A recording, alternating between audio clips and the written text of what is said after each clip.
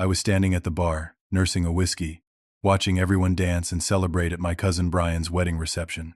Amanda, his new bride, approached me alone. Her eyes were red, makeup smudged from crying. She asked if we could talk privately. I nodded, concerned, and followed her to a quiet hallway near the venue's back entrance. She was explaining something about cold feet and wedding nerves, when suddenly the hallway door burst open. Brian, along with what seemed like half the wedding guests, flooded in. Amanda was on the ground, her dress torn at the shoulder, screaming that I had attacked her. Everything happened so fast I couldn't process it. One second I was trying to comfort someone I thought was having a crisis. The next I was being accused of something so vile I couldn't even form words to defend myself. Brian's face was pure rage as he lunged at me, his fist connecting with my jaw before I could react. The impact sent me stumbling backward into the wall. Groomsmen pulled him off me, but the damage was already done. Not to my face, though that would bruise. To everything else. Amanda was sobbing hysterically, clutching her shoulder where the fabric of her expensive wedding dress had been torn. She kept repeating the same story between gasps for air. I had asked her to step away with me. I had tried to kiss her. When she refused, I grabbed her dress and tried to force myself on her. She had to fight me off and scream for help. None of it was true. Not a single word. I tried to explain what really happened. My voice sounded desperate even to my own ears. She came to me. She was crying. She asked to talk. I was just trying to help. I never touched her. I never tried anything. The words tumbled out fast and frantic, but no one was listening. Everyone's eyes were on that torn dress, on Amanda's tears, on the scratch marks on her arm that I had no idea how she got. My mother arrived at the scene, pushing through the crowd. For a moment, I felt relief. Mom would believe me. Mom knew me. But when she reached us, she looked at Amanda first, not me. She wrapped her arms around the crying bride and glared at me like I was a stranger, a dangerous stranger. Dad showed up right behind her. George, my father, the man who taught me how to throw a baseball and change a tire and treat people with respect. He looked at me with an expression I had never seen before, disappointment so deep it was almost disgust. He didn't say a word, just stood there, silent, while everyone else hurled accusations. My younger sister Julie pushed through next. She was 23, still in college, always looking up to me. Or she had been. She walked right up to me and slapped me hard across the face. The crack echoed in the hallway. She called me disgusting, said she never wanted to see me again, and turned away before I could say anything. Uncle Raymond, Brian's father and my mother's older brother, was threatening to call the police. He was a lawyer, tall and imposing, and his voice carried authority that made everyone listen. He said I should be arrested, prosecuted, made an example of. Aunt Patricia was holding Amanda's other side, shooting me looks of pure hatred. Security arrived. 2 large men in black suits took my arms and started walking me toward the exit. I kept trying to explain, kept saying this was a misunderstanding, kept begging someone, anyone, to just listen. But the crowd parted as they marched me through, and everyone was looking at me like I was a monster. People I had known my whole life, cousins I grew up with, family friends who had been at my birthday parties and graduation. As they pushed me toward the door, I caught one last glimpse of Amanda through the crowd. Our eyes met for just a fraction of a second. Her face changed. The fear and trauma vanished, replaced by something cold and calculated. She looked almost satisfied. Then she buried her face in Brian's chest, and her sobs got louder, more dramatic. That's when I knew. This wasn't a misunderstanding. This wasn't confusion or panic or anything accidental. This was planned, deliberate, a setup. But I had no idea why. What could I have possibly done to deserve this? And even if I figured it out, who would believe me now? The security guards shoved me out the front entrance of the venue. The heavy doors slammed shut behind me. I stood there in the parking lot, alone, my suit jacket torn, my face throbbing, my entire world collapsing around me. Inside, the music started up again. The party continued. My family was in there, celebrating, while I stood outside in the cold March evening, branded as a predator. I got in my car and drove home to my apartment in Portland, My hands were shaking so badly I could barely hold the steering wheel. I kept replaying those few minutes in my head, trying to understand how everything went so wrong so fast, trying to figure out what I could have done differently. But there was nothing. Amanda had orchestrated the whole thing perfectly. She knew exactly what she was doing when she tore her own dress, when she screamed, when she looked at me with that cold expression. I just didn't know why. The days following the wedding were a nightmare I couldn't wake up from. My phone never stopped buzzing. Text messages, voicemails, social media notifications, all of them saying the same things in different words. How could I do that? What kind of person attacks someone on their wedding day? I should be ashamed. I should turn myself in. I was disgusting, pathetic, dangerous. Extended family members I barely knew felt entitled to tell me what a disappointment I was. High school friends I hadn't spoken to in years messaged to say they always knew there was something off about me. Neighbors from my childhood home apparently heard about it and felt the need to reach out and condemn me. The story spread like wildfire through our community. 3 days after the wedding, my mother called. I had been trying to reach her constantly, leaving voicemails that went unanswered, sending texts that showed as read but got no response. When her name finally appeared on my screen, I answered so fast I almost dropped the phone. Her voice was cold, formal, like she was talking to a stranger she didn't particularly like. She told me the family had a meeting. Uncle Raymond hosted it at his house. They discussed the situation. They came to a decision. I was no longer welcome at any family gatherings, holidays, or events, until I apologized to Amanda and Brian for what I did. I couldn't believe what I was hearing. I told her again, slowly and clearly, exactly what happened. Amanda came to me. She asked to talk. I followed her to help. That's it. I never touched her inappropriately. I never tried to kiss her. I never tore her dress. She did this to herself and blamed me. Mom cut me off. She said I was in denial, that I needed professional help, therapy, maybe medication. She suggested I was blocking out what I did because I couldn't handle the guilt. She actually said she was ashamed to call me her son. Then she hung up. I tried calling Dad next. It went straight to voicemail. I tried again an hour later. Voicemail. I called his work line. His secretary said he wasn't available and couldn't say when he would be. I knew he was there. He was avoiding me. Julie had blocked my number entirely. Blocked me on every social media platform. When I tried to email her, the message bounced back. She had set up a filter to automatically delete anything from me. I thought maybe my grandmother would be different. Dorothy was Dad's mother, a sharp woman in her 70s who had always been fair and logical. She lived in Eugene, about 2 hours south. I drove down to see her, figuring a face-to-face conversation would work better than a phone call. She let me in, made tea, sat across from me at her kitchen table. I felt hopeful for the first time in days. Then she started talking. She said she was disappointed in me, that she raised my father better than this, and she thought he raised me better than this. She needed time to process what I did. She asked me to leave. I drove back to Portland in silence. No radio, no podcasts. Just the sound of the road and my own thoughts spiraling darker and darker. A week after the wedding, I lost my job. I had worked at a marketing firm called Cascade Creative for 3 years. I was good at my job, had positive reviews, had just gotten a raise 6 months earlier. But someone from the wedding knew someone who worked there. The rumors reached my office before I did. My coworkers started treating me differently. Conversations stopped when I entered the break room. People avoided making eye contact. My desk was in an open floor plan, and I could feel everyone watching me, whispering about me. HR called me in on a Friday afternoon.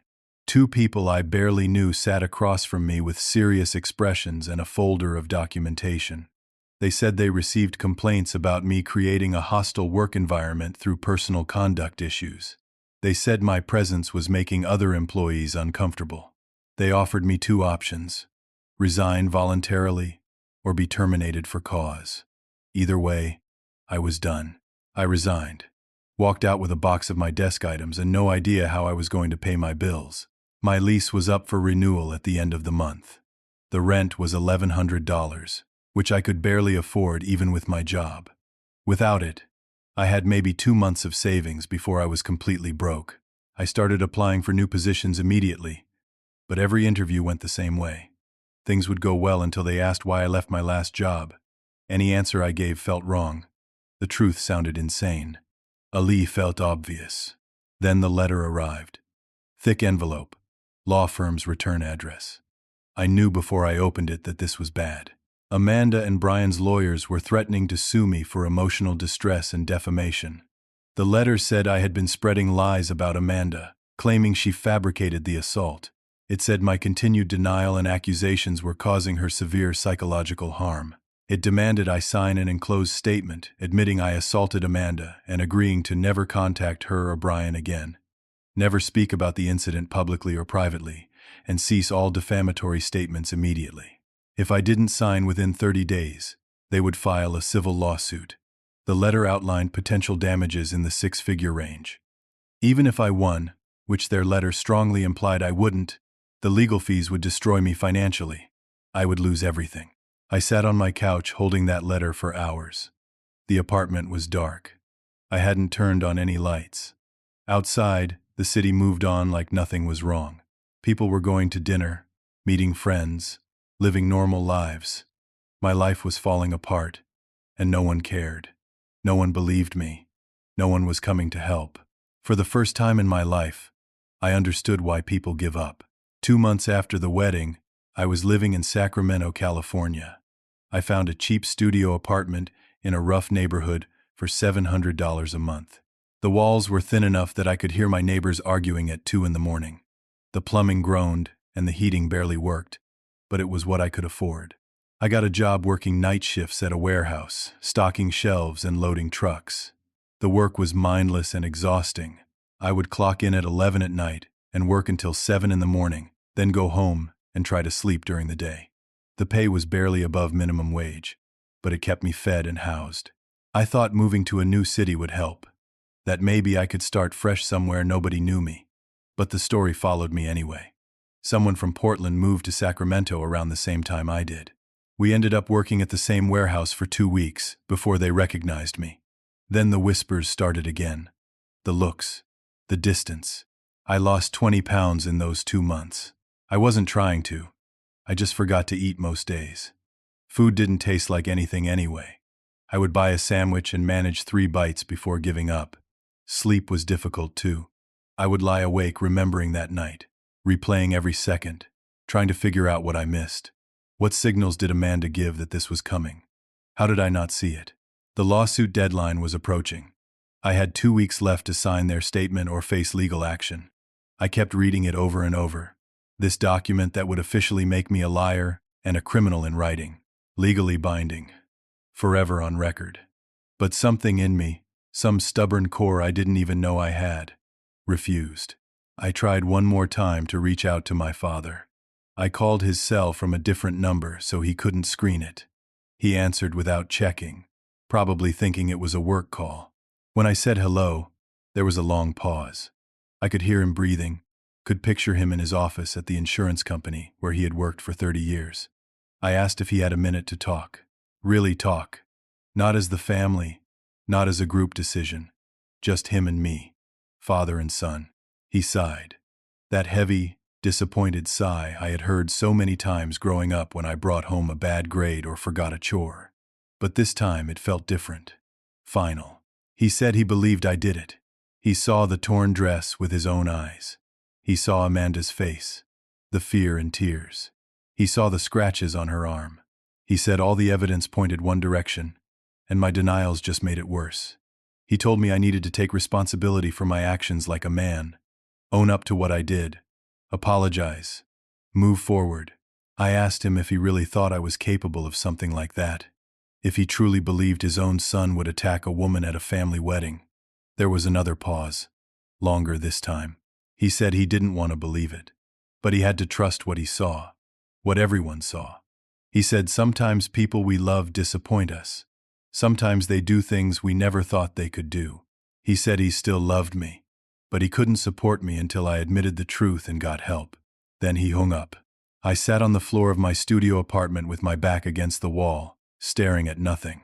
My own father thought I was a predator. Not suspected, not wondered, fully believed it.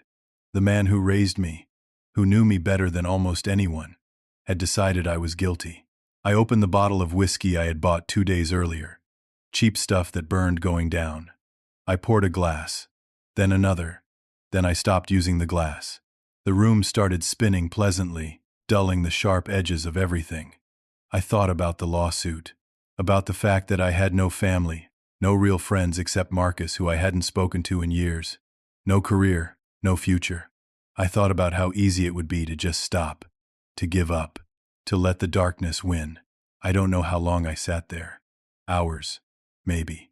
The bottle was half empty when my phone rang. Unknown number. I almost didn't answer, almost let it go to voicemail. But something made me pick up. It was Marcus, my college roommate from 10 years ago. We had been close once, before life took us in different directions. He lived in Seattle now, worked in construction management. We hadn't spoken in 5 years, maybe longer. He said he heard about everything through mutual connections. The wedding, the accusation, the family situation. He didn't call to ask what happened. He didn't want me to explain or defend myself. He just said he knew me. Really knew me. From living together for 3 years. From late-night conversations and shared struggles and all the ways you learn who someone really is when you're young and figuring out life together. He said he didn't believe the story. Not for a second. It didn't match the person he knew. And he wanted to help. Marcus offered me a place to stay in Seattle. His company was hiring. It was construction work, manual labor, nothing glamorous. But it was honest work with decent pay and benefits. He said I could stay in his spare room until I got on my feet. No pressure, no judgment, no questions I didn't want to answer. I asked him why. Why would he do this for me? We hadn't even talked in years. He said, because that's what friends do. Real friends. The kind that believe in you even when the rest of the world doesn't. I cried for the first time since the wedding. Not quiet tears, but the kind of sobbing that comes from somewhere deep and broken. Marcus stayed on the line, not saying anything, just being there. When I finally got myself together enough to speak, I told him I would take him up on it. I needed a fresh start. I needed someone who believed in me. He said to pack my things and drive north. He would be waiting. For the first time in 2 months, I felt something other than despair. Not hope. Exactly. Hope felt too strong. But maybe possibility. Maybe the idea that survival was still an option. I wasn't overcome. I wasn't vindicated. I was still facing a ruined reputation, a lawsuit, and a family that had abandoned me. But I wasn't alone anymore. And that was enough to keep going. 3 years passed.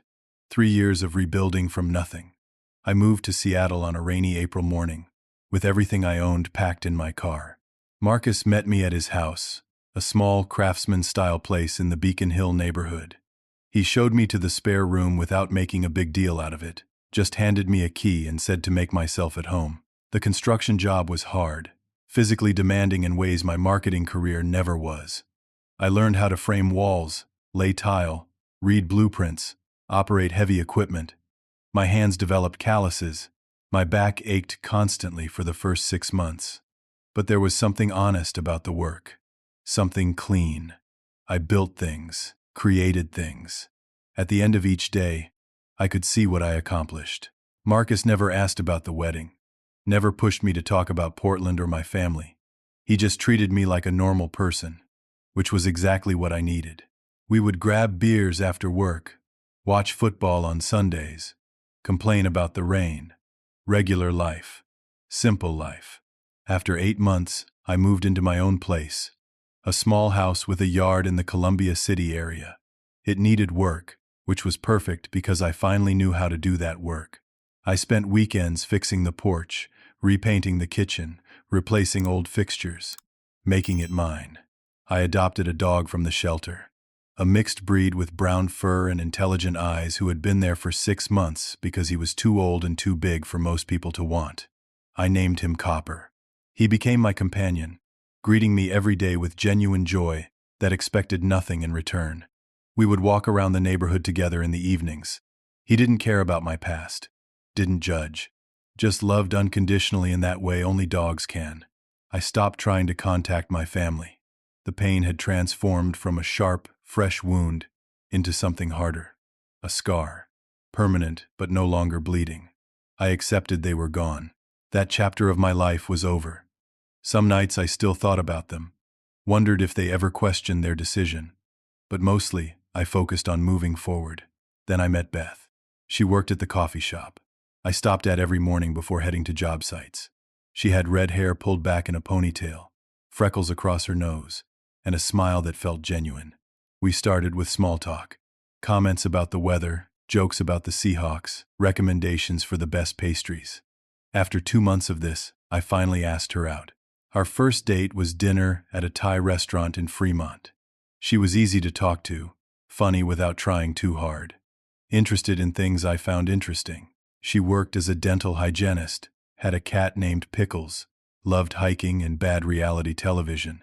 She was normal in the best possible way. We started dating seriously.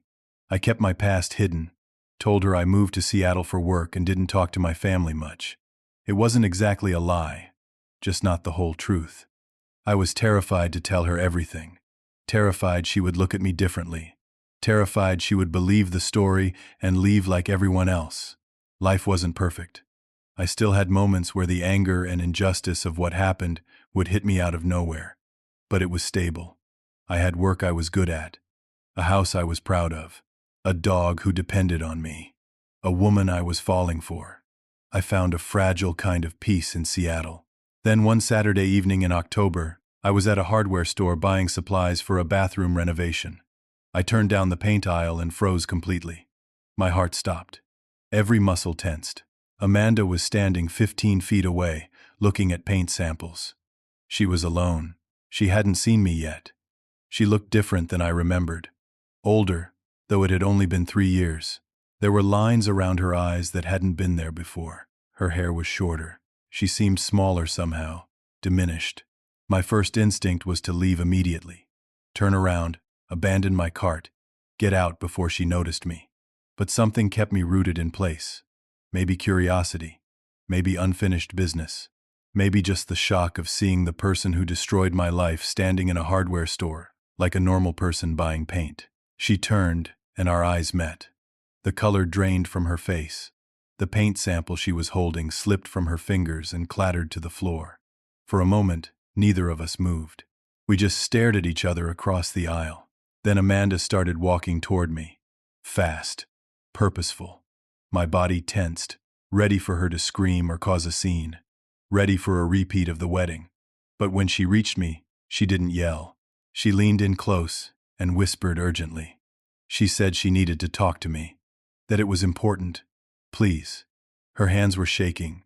She pulled a pen from her purse and scribbled an address on the back of a paint chip card. Tomorrow, 3 in the afternoon. She pressed the card into my hand. Her fingers were ice cold.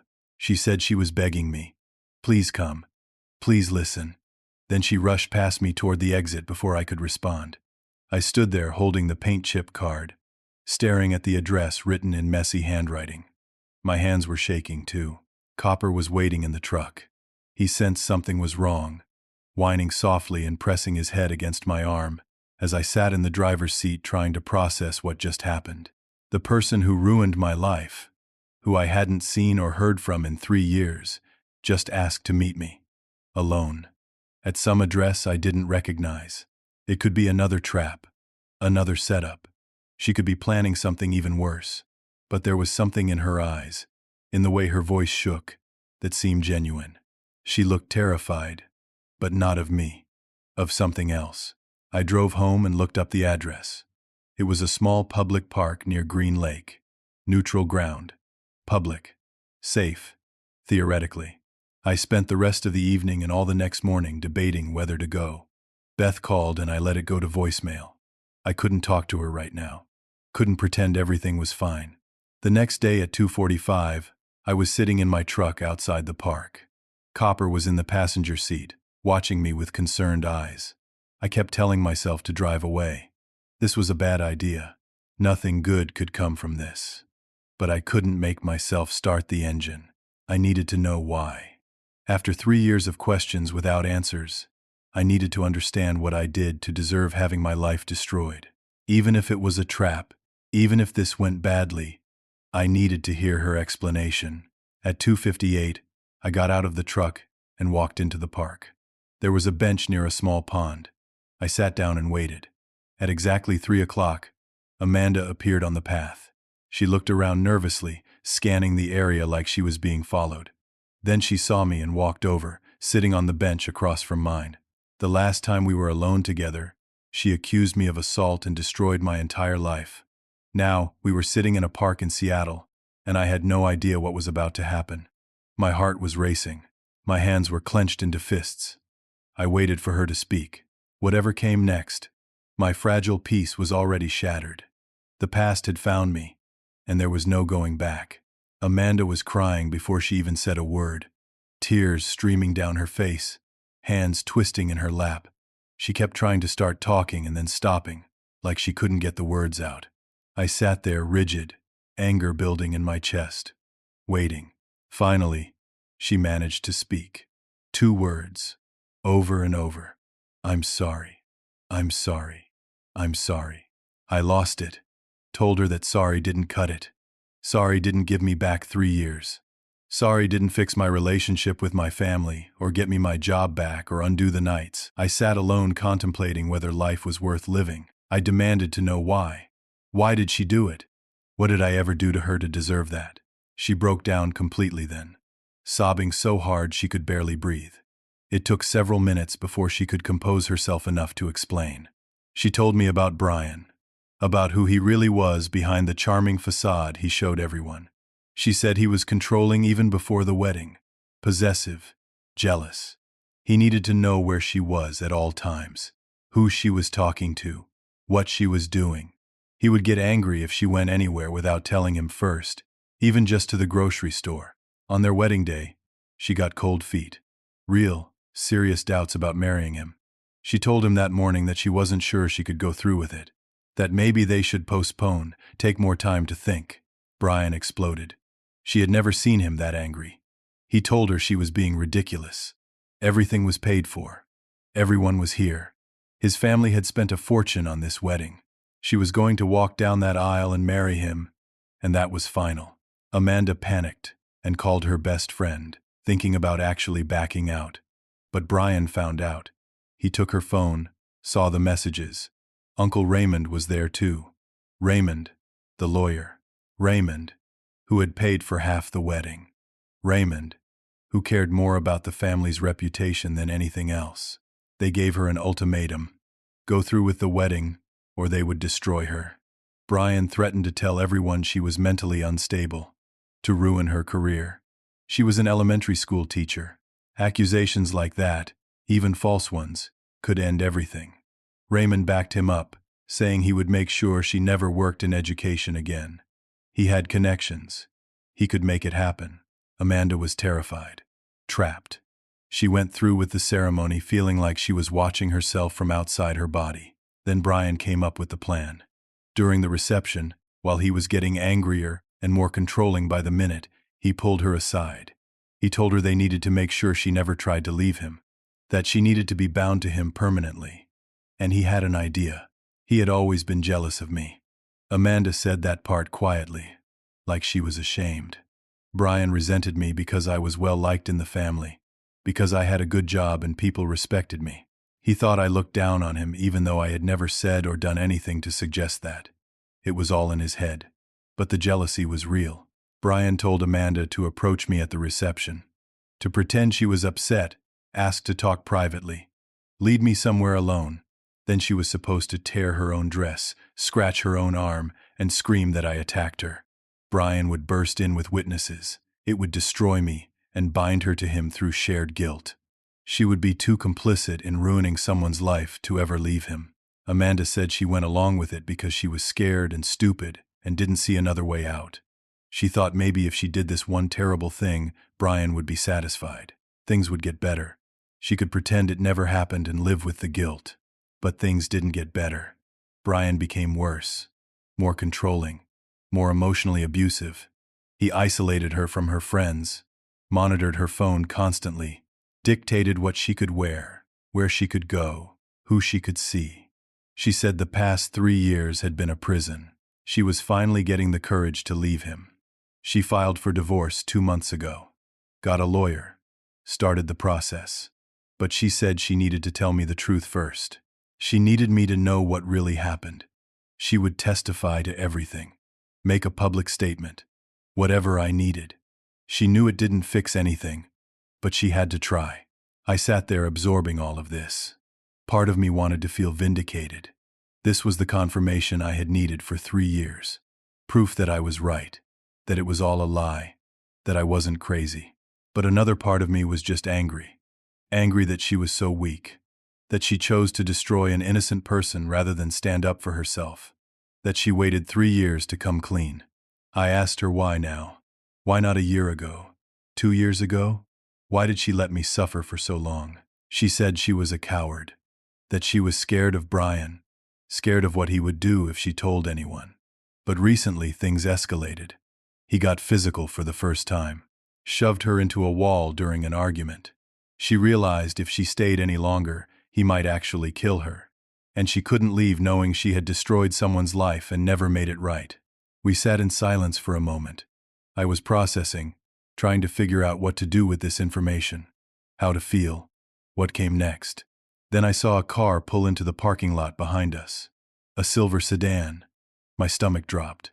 Brian got out of the driver's seat. He must have followed Amanda. He stormed across the grass toward us, his face twisted in rage. He was screaming before he even reached us, yelling at Amanda that he knew she would crack, that she was weak and pathetic. He grabbed her arm violently, yanking her up from the bench. She cried out in pain. I stood up, instinct taking over, told him to let her go. He turned on me, pulling out his phone with his free hand. He started recording, pointing the camera at me. He yelled that I was harassing his wife, that he found us here together and I was clearly threatening them. He was going to call the police, have me arrested. This was just like the wedding. I was a predator, a stalker. He had proof now. It was the same setup. 3 years later, the exact same manipulation. He was trying to create a scene that would destroy me all over again. My mind raced. If the cops came, if this turned into another she said situation, I would lose. I had a record now, at least in people's minds. I was the guy accused of assault. Who would believe me? But I had learned something in 3 years. I had learned to protect myself. My hand went to my pocket where my phone was. I pulled it out slowly, carefully, where Brian could see it. I held it up. I told him I had been recording our entire conversation. From the moment Amanda started talking, I had her full confession on tape. Everything she just told me about his abuse, his manipulation, the setup at the wedding. All of it. Brian's face went white. He looked at Amanda, then at me, then at my phone. His hand loosened on Amanda's arm. She pulled away from him, stumbling back. He started backtracking, said Amanda was lying, that she was having a mental breakdown, that nothing she said could be trusted. But his voice had lost its confidence. He knew he was caught. That's when the police arrived. Someone in the park must have called them when they heard the yelling. 2 officers approached, asking what was going on. Brian immediately started spinning a story about me stalking his wife, harassing them. I stayed calm, told the officers I had a recording they needed to hear. I played Amanda's confession right there. The officers listened to the whole thing. 7 minutes of Amanda explaining everything. The abuse, the threats, the setup at the wedding. Her voice shaking but clear. When it finished, one of the officers asked Amanda if what was on the recording was true. She looked at Brian, then at me, then at the officers. She nodded, said yes. Everything on that recording was the truth. She was ready to make an official statement. Brian panicked, started yelling that this was entrapment, that the recording was fake, that they were both conspiring against him. He tried to grab Amanda again. The officers stepped between them, told him to calm down. When he didn't, when he tried to push past them to get to Amanda, they threatened him with a charge for domestic disturbance. Brian was escorted to his car. The officers told him to leave. Now, he looked at Amanda one more time, his face full of rage and something else, fear. Then he got in his car and drove away. Amanda gave her contact information to the officers and to me, said she would cooperate fully with whatever came next. She was ready to leave Brian, ready to tell the truth publicly, ready to face whatever consequences came from that. She apologized again, said she knew it didn't fix anything but hoped someday I could forgive her. I didn't respond, just took her information and walked back to my truck. Copper was waiting, tail wagging cautiously. I sat in the driver's seat for a long time, the recording still on my phone. I had it. The evidence I needed for 3 years. Proof that I was innocent. Proof that everything was a lie. Amanda's full confession. But now I had to decide what to do with it. The power had shifted. For the first time since that wedding, I wasn't helpless. I had control, and I knew exactly what I needed to do next. I drove home and sat at my kitchen table with my phone in front of me. Copper lay at my feet, sensing my tension. The recording was right there. 7 minutes that could change everything. 7 minutes that could give me my life back, or at least the parts of it that could still be salvaged. I made copies first. Sent one to Marcus with a message explaining everything, just in case something happened to my phone or to me. Then I sat there staring at my contact list, at names I hadn't dialed in 3 years. Names that used to mean family but now just meant pain. I started with my mother. My finger hovered over her name for a full minute before I pressed call. It rang 4 times.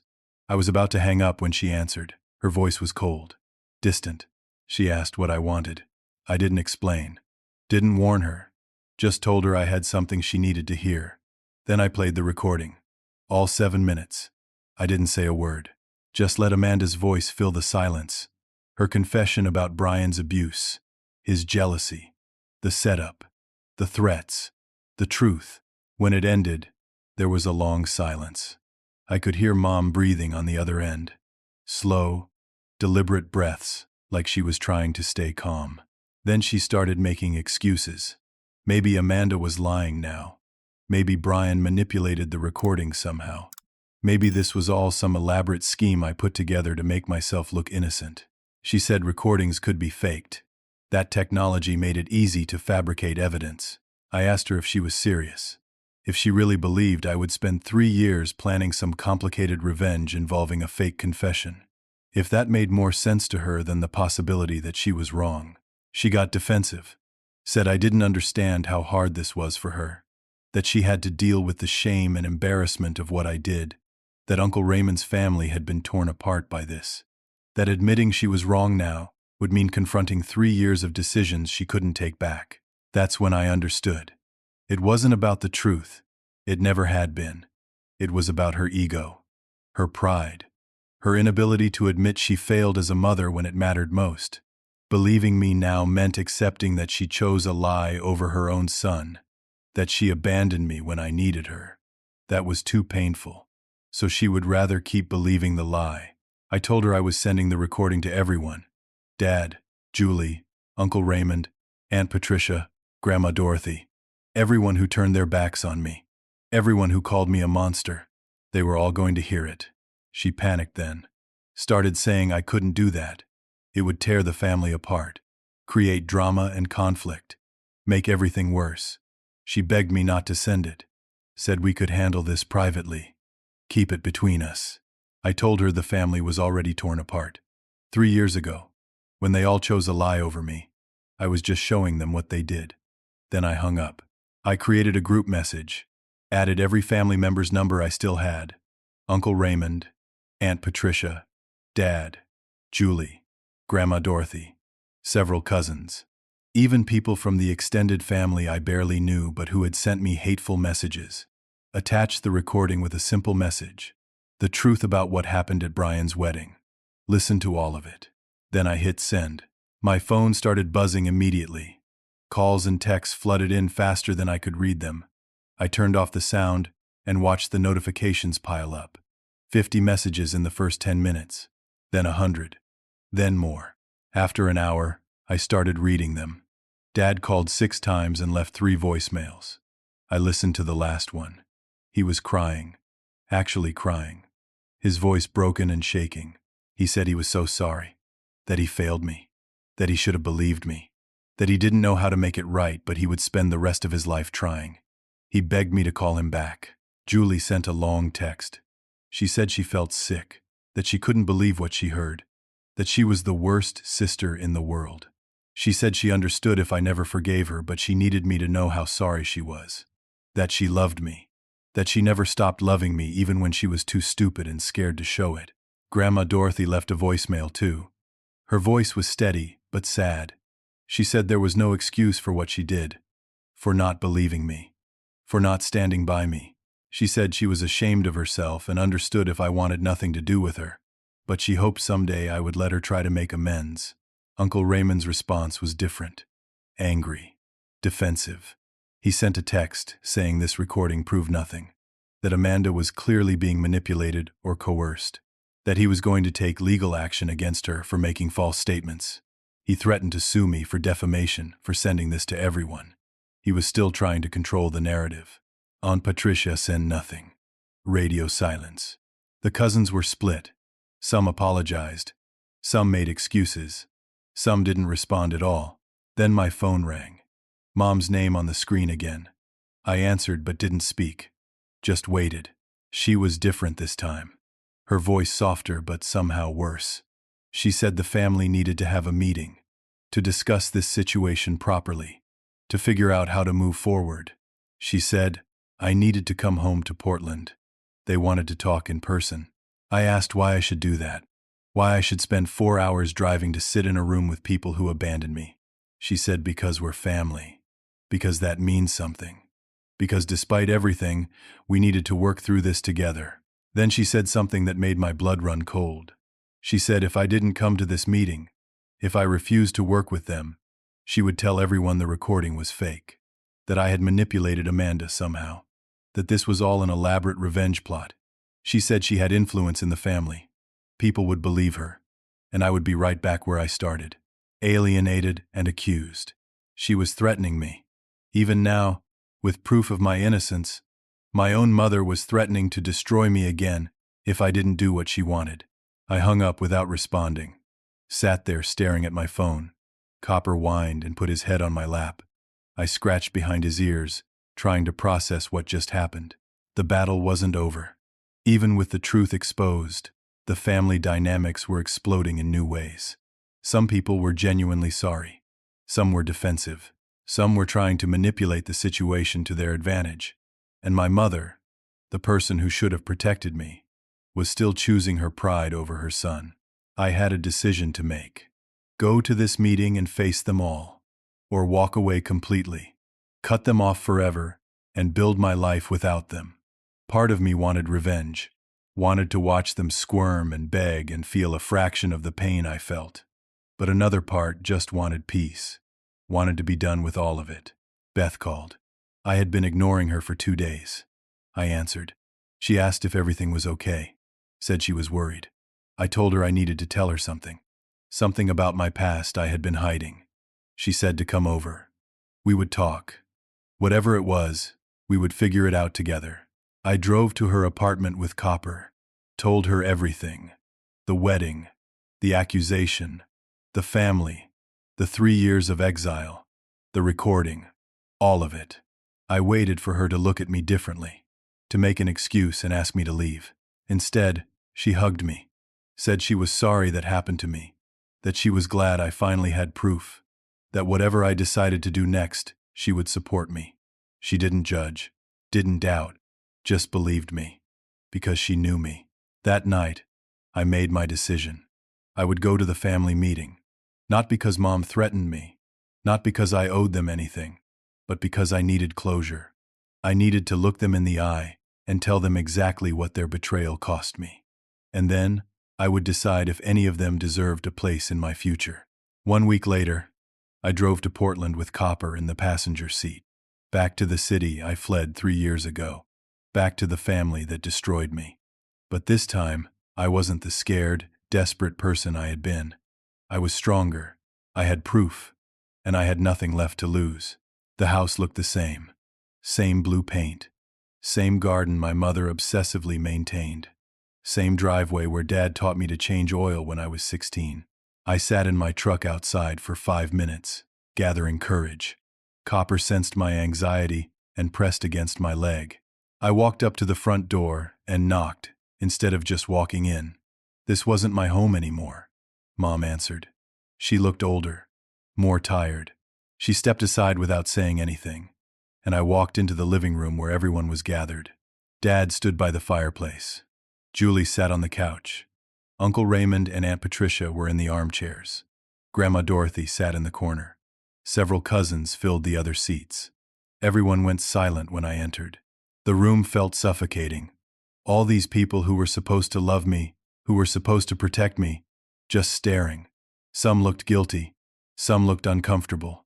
Uncle Raymond looked angry. Mom tried to take control immediately. Said we were all here to move forward as a family. That what happened was unfortunate, but dwelling on the past wouldn't help anyone. We needed to focus on healing and rebuilding trust. I stopped her. Told her we weren't doing it her way. That I didn't come here to make this easy for anyone. I came here to tell them exactly what the last 3 years cost me. Then I laid it all out. Told them about losing my job within a week. About the lawsuit threats. About moving to Sacramento and working night shifts at a warehouse because it was all I could find. About losing 20 pounds because I forgot to eat. About the nights I sat alone in my apartment, wondering if life was worth continuing. About driving to Seattle with everything I owned in my car because I had no other options. I told them about the isolation, the loneliness, the constant weight of being called a predator by everyone who was supposed to know me better. I told them I had to rebuild my entire life from nothing because they couldn't be bothered to ask questions or give me the benefit of the doubt. Julie started crying. Dad looked like he might collapse. Grandma Dorothy had her hand over her mouth. Even some of the cousins looked shaken. I told them that the worst part wasn't the strangers who condemned me. It was them, my family, the people who knew me my whole life, who saw me grow up, who were supposed to believe in me. They chose a torn dress and crocodile tears over everything they knew about who I was as a person. Uncle Raymond interrupted. Said I was being dramatic, that we all saw what we saw. The evidence was clear at the time. We made a reasonable decision based on available information. He said I couldn't blame them for believing their own eyes. I turned on him, asked what evidence. A torn dress? Scratches that Amanda put on herself? Her tears? What about my character? My history? The fact that I had never done anything even remotely like what she accused me of? What about the fact that I was family and maybe deserved a conversation before being exiled? I told him they didn't believe their eyes. They believed what was easiest, what required the least courage. It was easier to make me the villain than to question the bride on her wedding day. Easier to cut me off than to deal with family drama. Easier to protect their reputation than their nephew. The room stayed silent. Uncle Raymond's face was red, but he didn't respond. Dad finally spoke. His voice was shaking. He said he was a coward. That he failed me in every way a father could fail a son. He should have stood by me. Should have demanded answers. Should have protected me. He said he was ashamed and sorry didn't come close to covering it. But he hoped I could forgive him. That we could rebuild our relationship somehow. I looked at him. This man who taught me how to ride a bike and throw a football. Who came to every baseball game and helped me move into my college dorm. Who was supposed to be on my side no matter what. I wanted to forgive him. Part of me desperately wanted to go back to when things were simple and he was my hero. But I couldn't pretend 3 years didn't happen. Couldn't pretend that betrayal wasn't permanent. I told him I appreciated the apology, that it meant something, but I didn't need him anymore. I survived without him, built a life without him, found people who believed in me when it mattered. I had Marcus, who offered help without questions. I had Beth, who listened to my story and chose trust over doubt. I had Copper, who greeted me every day with unconditional loyalty. Julie stood up and walked toward me. She said she was so sorry, that she was young and stupid and followed everyone else instead of thinking for herself. She said she missed me, missed her big brother. She asked if there was any way I could forgive her. I told her I didn't hate her, didn't hate any of them. Hate required energy I wasn't willing to give anymore. But forgiveness didn't mean things went back to normal. They couldn't. I told them I built a good life in Seattle. I had a job I was proud of, a house I renovated myself, friends who stood by me, a woman I loved who believed in me, a dog who depended on me. I didn't need this family anymore. I survived the worst thing that could happen and came out stronger. I said I would allow limited contact with those who genuinely apologized and showed real change. Dad could call me occasionally. Julie could text. Grandma Dorothy, if she wanted. But it would be on my terms. My timeline. When I was ready. I told Mom and Uncle Raymond that until they could offer genuine accountability without deflection or excuses, I had nothing to say to them. Their pride was more important than the truth. Their reputation more important than their son and nephew. I wouldn't waste energy on people who still couldn't admit they were wrong. Mom's face went hard. She said I was being cruel. That families make mistakes, but you don't just cut people off. That I was throwing away decades of history over one incident. One incident. That's what she called it. 3 years of my life reduced to one incident that I should just get over. I started walking toward the door. Julie called after me, asking if there was anything they could do. Anything at all to make this right. I stopped, turned back to look at all of them. These people I shared DNA with. These people who taught me that blood meant nothing without loyalty. I told them that 7 years ago, they all chose to believe a lie because it was easier than standing by someone when it was uncomfortable. They taught me the most valuable lesson I ever learned, that I could survive anything. Even the people who were supposed to love me unconditionally turning their backs. I didn't need them to make things right. I already made things right for myself. But if they wanted to become better people, they needed to ask themselves why it was so easy to abandon me in the first place. What that said about them, about their values, about what family really meant to them. Then I walked out, got in my truck. Copper jumped into the passenger seat and put his head on my lap. I sat there for a moment, looking at the house one more time. Then I started the engine and drove away. My phone rang as I merged onto the highway heading north. Beth's name on the screen. I answered. She asked how it went. I told her I would explain everything over dinner, that I was ready to be completely honest about my past, ready to stop hiding, ready to move forward. She said she couldn't wait to hear it, that she was proud of me, that whatever happened, we would figure it out together. For the first time in 7 years, I felt free. Not happy exactly. The scars were still there. The pain was still real. But I wasn't defined by what they did to me anymore. I was defined by how I survived it, how I rebuilt, how I chose myself when no one else would. I didn't get the perfect ending where everyone reconciled and the family healed. But I got something better.